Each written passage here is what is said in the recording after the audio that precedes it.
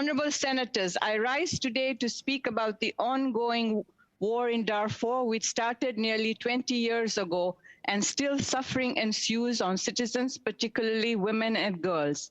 Sadly, the conflict in Darfur is one of the many conflicts we have seen over the past 20 years. Yemen, Iraq, Syria, Afghanistan, and now the conflict in Ukraine. Every day we see the sad eyes of the women and children staring at us through our screens. There is nothing worse than a war. Lives are changed forever. Every conflict, no matter what part of the world it takes place in, erodes the fabric of all our societies. In 2002, as a senator, I was appointed as Canada's special envoy to the Sudanese peace process by Prime Minister Chrétien. Sadly, in 2003, fighting erupted in Darfur, Sudan. Canada was the first to intervene.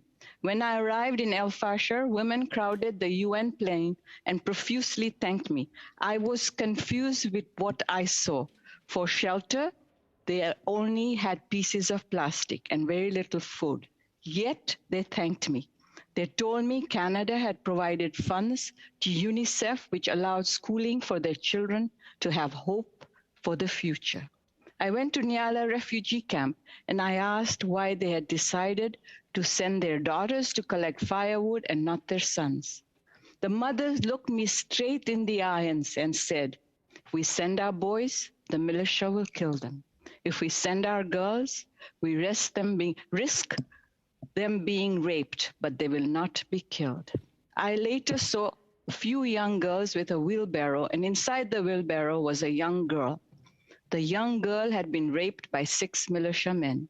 She was beaten and covered in blood. It looked like every bone in her body has been broken. I will never forget the look in the girl's eyes, her pain, her sadness, her fear. Her tears may have dried, but her fear and pain will never be forgotten. I will never forget her. Honorable Senators, I know that we want to do everything in our power to ensure that other girls do not continue to suffer a similar fate. As Canadians, we must stand by the people of Darfur, Yemen, Iraq, Syria, Afghanistan, and Ukraine. We have an opportunity as parliamentarians and Canadians to be there for all people in their times of need. Honorable Senators, as Canadians, we are champions for human rights, and I have confidence that we will stand up for all vulnerable people around the world. Merci.